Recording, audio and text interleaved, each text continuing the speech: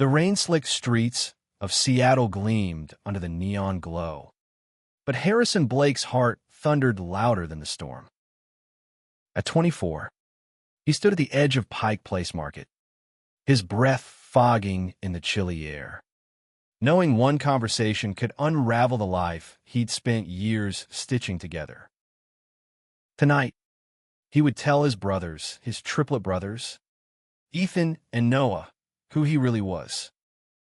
Born as triplets, the Blake brothers were a rarity, a trio bound by blood but divided by unspoken truths. Harrison, Ethan, and Noah shared the same sharp jawline, the same piercing blue eyes. But where Ethan and Noah exuded effortless charm, Harrison always felt like the outlier. Growing up in their sprawling suburban home in Bellevue, Washington, he'd watched his brothers chase girls, dominate the soccer field, and fit seamlessly into the mold of normal. Harrison, though, had a secret, a truth he buried beneath forced smiles and practiced lies. He was gay, and in a family where masculinity was a currency, that felt like a betrayal. Their childhood was a blur of shared birthday cakes and synchronized chaos. Ethan, the eldest by 3 minutes, was the golden boy, captain of every team, destined for a corporate throne. Noah, 2 minutes older than Harrison, was the rebel, with a grin that could disarm anyone and a knack for bending rules. Harrison, the youngest, was the quiet one, the artist who sketched in the margins of his notebooks, dreaming of a world where he didn't have to pretend. Their parents, Linda and Greg, were loving but traditional, their expectations clear. The Blake boys were to be strong, successful, straight. By 16, Harrison knew he was different. He'd catch himself staring too long at the quarterback during practice, his heart racing not for the game, but for the boys' easy laugh. He'd lie awake at night, replaying moments he could never act on, terrified of what his brothers would think. Ethan and Noah never suspected. They teased him about girls, oblivious to the panic in his eyes. So Harrison played along, dated sparingly, and built a facade so convincing he sometimes believed it himself. College offered a chance to escape. While Ethan studied finance at Stanford and Noah chased adventure at UCLA, Harrison chose the University of Washington, staying close to home but far enough to breathe. Seattle's vibrant queer scene called to him, but fear kept him tethered. He joined art clubs, sketched cityscapes, and dated women he couldn't love, all to keep the mask in place. But at 24, the weight of it was crushing him. He couldn't keep lying, not to himself, not to his brothers. Tonight, they were meeting at the Rusty Anchor, a dive bar near the waterfront. It was their tradition every few months. The triplets reunited, swapping stories over cheap beer. Harrison had chosen tonight to come out, the words rehearsed 1,000 times in his head. But as he pushed through the bar's heavy door, the sight of Ethan and Noah laughing at a corner booth made his resolve waver. Could he really shatter their bond with the truth? "Harrison, you're late," Noah called, waving a beer bottle. His leather jacket was slung over the booth, his hair a messy cascade of curls. Ethan, in a crisp button-down, smirked and slid a pint toward Harrison. "Lost in one of your sketchbooks again." Harrison forced a laugh, his palms sweaty. Something like that. He slid into the booth, the familiar rhythm of their banter pulling him in. They talked about Ethan's promotion, Noah's latest motorcycle trip, the usual. But Harrison's mind was elsewhere. his heart pounding as he waited for the right moment. Then it came, a lull in the conversation. Ethan leaned back, sipping his beer, and Noah grinned, asking, "So, Harry, you got a girl yet, or what?" The question was casual, but it hit like a punch. Harrison's throat tightened. He could lie, like always. Or he could speak. "I need to tell you guys something," he said, his voice barely above a whisper. Ethan's brow furrowed, and Noah's grin faded. The bar's noise seemed to fade, the world narrowing to the three of them. Harrison took a breath, his hands trembling. "I'm gay." Silence. Ethan's face was unreadable, his eyes fixed on the table. Noah blinked, then let out a low whistle. "Whoa. Okay. That's big." Harrison braced for the worst, his heart a drumbeat in his chest. He'd spent his life trying to be the brother they wanted, normal, like them. But now, in this moment, he was laid bare. Ethan finally looked up, his expression hard. "How long have you known?" His tone wasn't angry, but it wasn't warm either. Harrison swallowed. "Since I was a kid. I just didn't know how to say it." Noah leaned forward, his voice softened now. "Why didn't you tell us? Man, we're your brothers." The question stung, because Harrison didn't have a good answer. Fear. Shame. The desperate need to belong. He opened his mouth to explain, but Ethan cut in. "This is a lot. Harrison." He ran a hand through his hair, his jaw tight. "I need time to process this." Without another word, he stood, grabbed his coat, and walked out. Noah hesitated, torn, then followed, leaving Harrison alone at the table, the weight of his confession crushing him. He'd spent his life running from this moment, and now it was here, raw and real.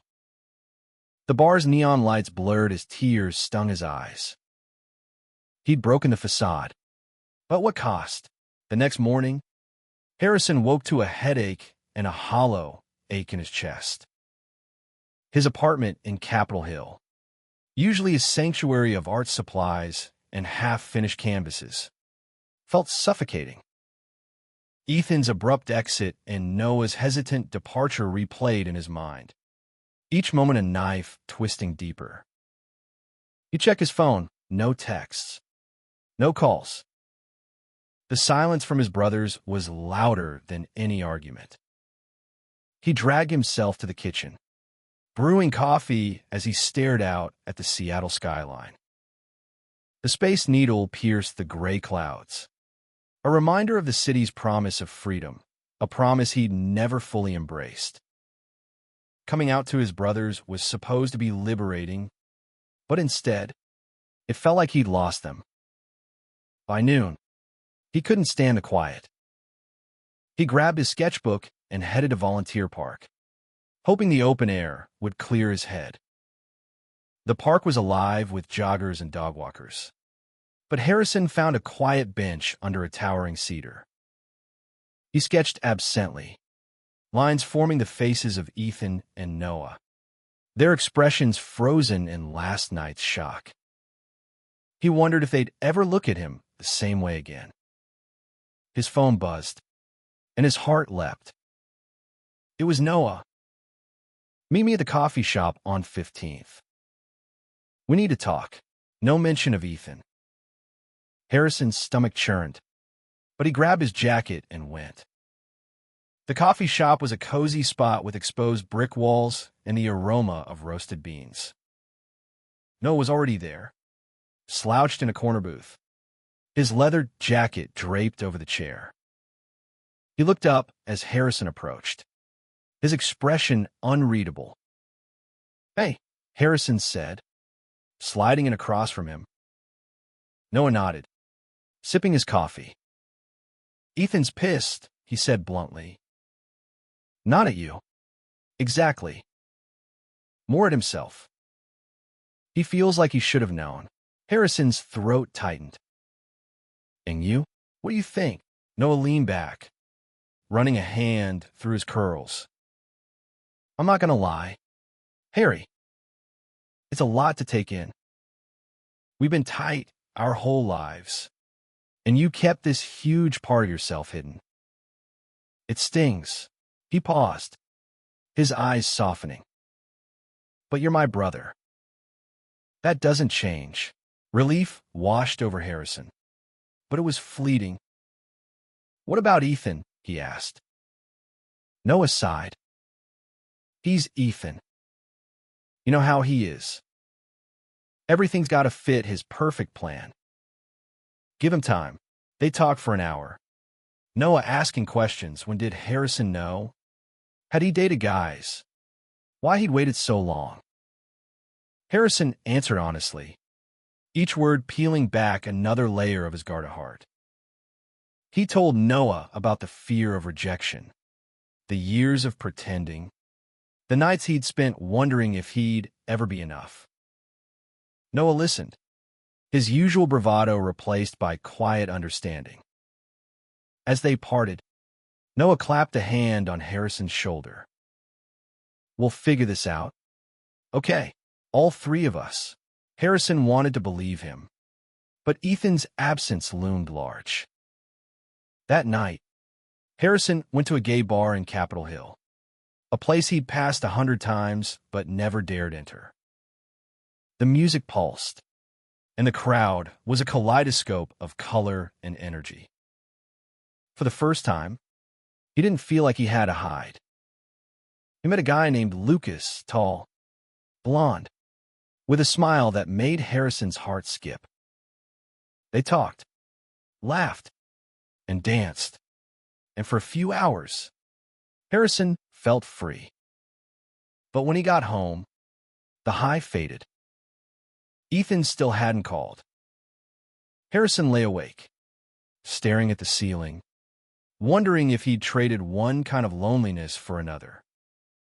He'd taken the first step toward living authentically, but the path was messier than he'd imagined. A week passed, and Ethan's silence was a wound that wouldn't heal.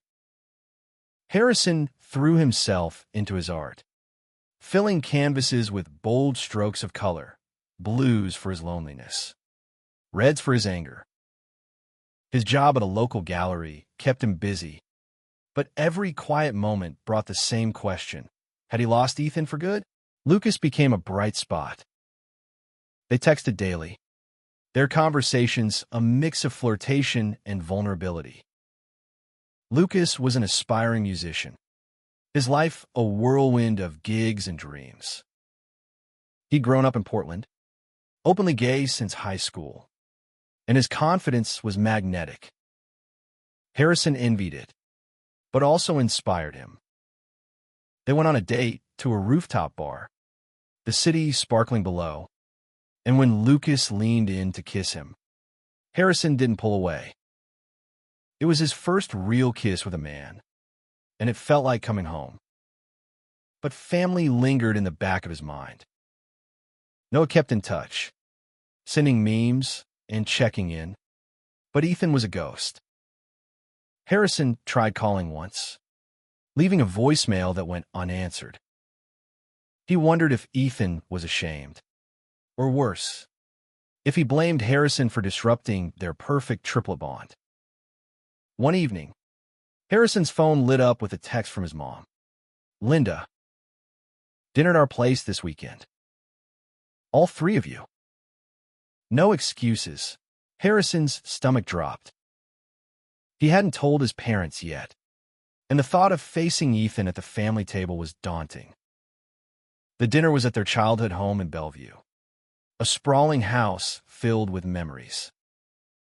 Linda greeted Harrison with a warm hug, her eyes crinkling with love. Greg, his dad, clapped him on the back, oblivious to the tension. Ethan arrived last, his face a mask of neutrality. Noah shot Harrison a reassuring glance, but the air was thick with unspoken words. Dinner was a minefield. Linda chattered about neighborhood gossip. Greg rambled about the Seahawks. But Ethan barely spoke. Harrison pushed food around his plate, his appetite gone. Finally, Linda noticed the silence. "What's going on with you boys? You're quieter than a church on Monday." Harrison's heart raced. This was his chance to tell his parents. But Ethan's presence made him hesitate. Before he could speak, Ethan set down his fork. "Harrison told us something big last week," he said, his voice steady but cold. "He's gay." The room froze. Linda's smile faltered, and Greg's fork hovered midair. Harrison's face burned, anger flaring at Ethan for stealing his moment. "I was going to tell them myself," he snapped. Ethan met his gaze, unflinching. "They deserve to know." The words were sharp, but there was something else in Ethan's eyes, guilt, maybe, or pain. Linda reached for Harrison's hand. "Oh, honey, why didn't you say anything sooner?" Harrison's throat closed. He wanted to explain, but the weight of Ethan's judgment silenced him. Noah jumped in, his voice light but firm. "He's still Harrison, Mom. Same guy who can't cook to save his life." The joke broke the tension, and Linda laughed, squeezing Harrison's hand. Greg cleared his throat. "It's unexpected, but you're our son. That's what matters." The words were simple, but they meant everything. Harrison blinked back tears, grateful but still raw from Ethan's distance. After dinner, Ethan lingered in the backyard, staring at the old treehouse they'd built as kids. Harrison followed, his heart pounding. "Why'd you do that?" he asked. "Why'd you out me like that?" Ethan turned, his face shadowed. "Because I'm trying to understand, Harrison. But it's hard when I feel like I don't even know you anymore." The honesty hit hard. Harrison realized Ethan wasn't angry. He was hurt, grappling with a truth that challenged their shared history. They stood in silence, the night air heavy. Harrison wanted to bridge the gap, but he didn't know how. All he knew was that he couldn't keep hiding, not from Ethan, not from himself. Harrison threw himself into his new life with Lucas, each day a step toward embracing who he was. They explored Seattle together, art galleries, late-night diners, quiet walks along the waterfront. Lucas's easy confidence made Harrison feel alive, but the rift with Ethan gnawed at him. Noah was trying to mediate, inviting Harrison to hang out with him and his friends, but Ethan remained distant, his texts curt and infrequent. One night, Lucas invited Harrison to a queer art showcase at a downtown gallery. The space was vibrant, filled with bold paintings and sculptures that spoke of identity and resilience. Harrison felt a spark of inspiration, his fingers itching to create. Lucas introduced him to a group of artists, including a painter named Mia, who encouraged Harrison to submit his work for the next show. "You've got a voice," she said, studying one of his sketches. "Use it." That night, Harrison stayed up late, painting a piece that poured out his heart, a vibrant canvas of 3 figures, intertwined yet distinct, set against a stormy Seattle skyline. It was the triplets, their bond strained but unbroken.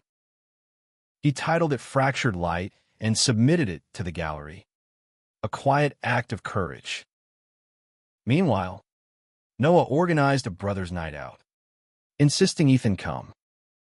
They met at a bowling alley, the kind of place that echoed their teenage years. Ethan was quieter than usual, But he showed up, which Harrison took as a small victory. Noah kept the mood light, cracking jokes and challenging them to a game.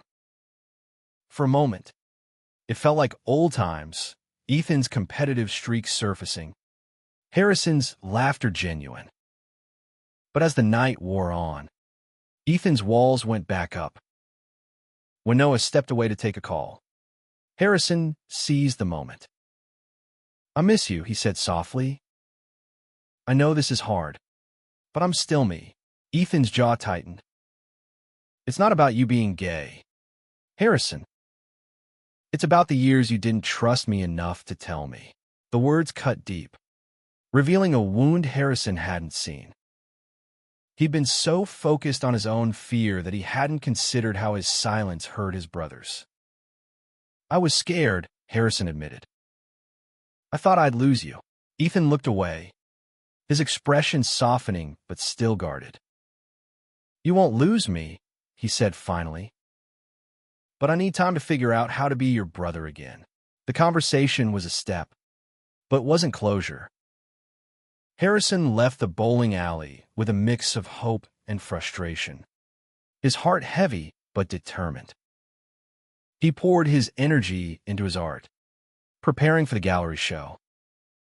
Lucas was there every step, his support a lifeline. When the night of the showcase arrived, Harrison's painting hung proudly, its colors bold under the gallery lights.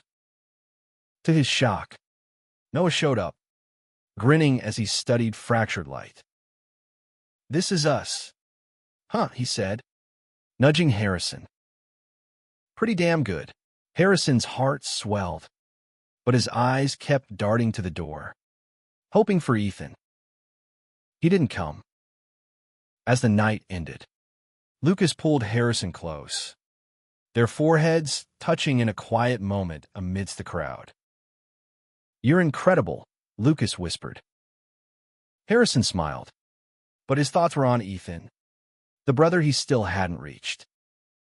He was living his truth, but the cost was a family still fractured. The gallery show was a turning point. Harrison's painting sold, and the praise from local artists fueled his confidence. He started spending more time with Lucas, their relationship deepening. They talked about dreams, Lucas's music, Harrison's art, and for the first time, Harrison felt like he was building a life that was truly his. But Ethan's absence was a shadow. Noah kept him updated, saying Ethan was struggling but coming around. Harrison wanted to believe it, but the silence was deafening. He threw himself into his work, taking on freelance projects and planning a solo exhibition. Art became his voice, a way to process the pain and hope that defined his journey. One rainy afternoon, Harrison was sketching in his apartment when his phone rang. It was Ethan. "Can we meet?" he asked, his voice low. Harrison's heart raced as he agreed to meet at a quiet cafe near Lake Union. Ethan was already there when Harrison arrived, sitting by the window with a coffee. He looked tired, his usual polish replaced by something raw. "I've been a jerk," Ethan said, not meeting Harrison's eyes. "I didn't know how to handle this. I thought we shared everything, you know, and then I find out you've been carrying this alone." Harrison's chest tightened. "I wanted to tell you, but every time I tried, I saw the way you and Noah fit into the world, and I didn't." Ethan nodded, his expression softening. "I get it. I do. But it hurt. Harry, I felt like I failed you as a brother." The admission stunned Harrison. He'd been so wrapped in his own fear that he hadn't seen Ethan's pain. They talked for hours, peeling back layers of misunderstanding. Ethan admitted he'd been reading about queer experiences, trying to understand. "I don't want to lose you," he said finally. "I just need to catch up." Harrison reached across the table, squeezing Ethan's hand. It was the first real connection they'd had in weeks. The reconciliation wasn't perfect, but it was a start. Harrison invited Ethan and Noah to his solo exhibition, hoping to share his world with them. Lucas helped him prepare, their bond growing stronger. The night of the exhibition, the gallery was packed. Harrison's paintings a vibrant tapestry of emotion. Noah arrived first, pulling Harrison into a bear hug. Then, to Harrison's shock, Ethan walked in, his expression nervous but determined. Seeing Ethan there, studying his work, was a moment Harrison would never forget. Ethan paused at fractured light, his eyes lingering on the three figures. "This is us," he said quietly. "You got us right." Harrison's throat tightened, and he nodded, unable to speak. As the night wound down, Lucas slipped his hand into Harrison's, their fingers intertwining. Ethan noticed, and for the first time, he smiled a small, genuine smile. It wasn't perfect, but it was progress. Harrison felt a weight lift, the pieces of his life starting to align. Months later, Harrison stood on the edge of a new chapter. His solo exhibition had been a success, earning him a small but growing reputation in Seattle's art scene. Lucas was by his side, their relationship a steady anchor. But the real triumph was his family. Ethan and Noah had become his biggest supporters, their bond reshaped but stronger for it. One spring evening, the triplets gathered at their childhood home for a barbecue. Linda and Greg had embraced Harrison's truth, their love unwavering. Ethan brought a girlfriend, Sarah, who clicked with Harrison instantly. Noah, ever the free spirit, teased Harrison about Lucas, who was there, laughing and charming everyone. As the sun set, Harrison and his brothers slipped away to the old treehouse, now weathered but still standing. They sat inside, cramped but laughing, reminiscing about their childhood pranks. Ethan turned to Harrison, his eyes serious. "I'm proud of you," he said, "for being you. I'm sorry it took me so long to get here." Harrison's heart swelled. "You're here now," he said. Noah slung an arm around both of them. "To the Blake triplets," he said, raising a beer. "Still a mess, but we're family." The night ended with Harrison and Lucas walking hand in hand through the backyard, the stars bright above. Harrison thought about the boy he'd been, hiding in the shadows, and the man he was now, living openly. The journey had been messy, painful, but it had led him here to love, to family, to himself. His life wasn't perfect. There were still moments of doubt, still challenges ahead.